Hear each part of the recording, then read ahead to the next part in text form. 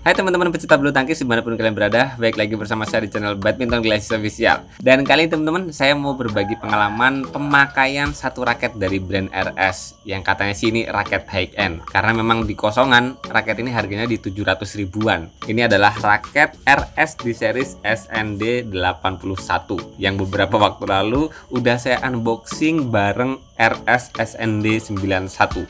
Karena karakternya dan spesifikasinya sedikit berbeda, jadi saya buat terpisah pembahasannya, dan kali ini kita bahas SND 81 ini yang menurut saya sih ini raket yang unik ya. Karena memang dia ini adalah satu improvement dari SND yang 70 yang juga pernah saya review dulu-dulu. Ada hal mendasar yang menjadi catatan, walaupun kategori raket ini adalah smash yang berarti raket power, ternyata ada satu hal menarik di feel pemakaian saya kemarin di lapangan. Feel defense-nya kayak lebih dominan enaknya. Dan asiknya sih ini ada informasi tambahan atau ini jadi bocoran awal bahwasanya raket RS SND 81 ini udah langsung mau digantiin kawan saya yang kebetulan waktu itu raketnya senarnya tuh patah ya, punya teman saya. Kemudian saya suruh nyobain pakai raket SND 81 ini. Di akhir pertandingan sih pas mau pulang-pulang pamitan bareng-bareng gitu, dia bilang, "Ini saya ganti ini Mas kalau review udah selesai." Jadi bener-bener kata dia raket ini enak banget di tangannya, makanya langsung pingin dia gantiin. Padahal sebetulnya kawan saya ini punya tenaga yang nggak begitu besar, tapi dengan spesifikasinya yang ini katanya raket smash, raket power, ternyata bisa nyaman juga buat pemain-pemain yang secara tenaga ya sedang-sedang, nggak terlalu besar lah. Bahkan usia kawan saya udah lumayan ya berumur lah, nggak muda lagi. So jangan skip videonya biar teman-teman nggak ketinggalan satupun informasi soal raket RS SND 81 ini.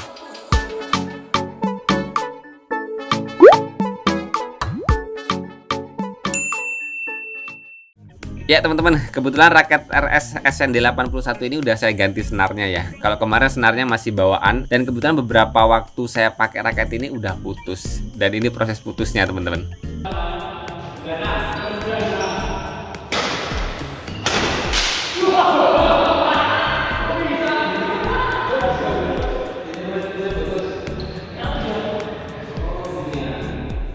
Dan sekarang tuh raket ini saya ganti senarnya pakai BG66 Brilliance. Coba kita dengerin hitting soundnya ya. Ini ditarikan 27-28 lbs. Ya, seperti di video unboxing kemarin sih. Kalau hitting soundnya saya lebih masuk, lebih cocok, lebih keren di RS yang series Octagon itu ya. Itu lebih ngecering, lebih mantep, lebih asik lah buat saya pribadi ya. Dan kemudian teman-teman, setelah raket RS SND 81 ini sudah tersetting seperti ini, ada senarnya, kemudian grip bawaannya saya buang, saya ganti grip handuk kesukaan saya teman-teman. Raket ini tuh beratnya di 92 gram totalnya dengan balance point yang di 295 mm. Bisa kita kategorikan ya raket ini masuk banget dengan spesifikasi bawaannya yang 3U, karena setelah tersetting dia masuk di 92 gram. Kemudian jadi balance pointnya itu di 295 mm. Yang katanya sih menurut raket ini memang balance pointnya di situ. Ya kita bisa bilang spesifikasinya nyaris sama seperti apa yang disampaikan oleh RS di staff raket ini ya. Dengan kategori berat secara keseluruhan seperti itu sih, kita bisa bilang raket ini bukan lagi raket yang ringan, raket yang berat banget juga bukan. Tapi buat saya pribadi sih sebetulnya udah masuk di kategori raket power. Walaupun kemarin pengalaman saya ketika pakai di lapangan, walaupun di sisi lain powernya bagus, ternyata posisi kontrol dan defense-nya enak. Walaupun memang butuh effort yang lebih besar dari biasanya, karena saya memang suka di berat kisaran 90 ke bawah ya. Jadi dengan berat yang di atas 90 gram nggak begitu nyaman, tapi tetap masuk di kategori raket yang enak.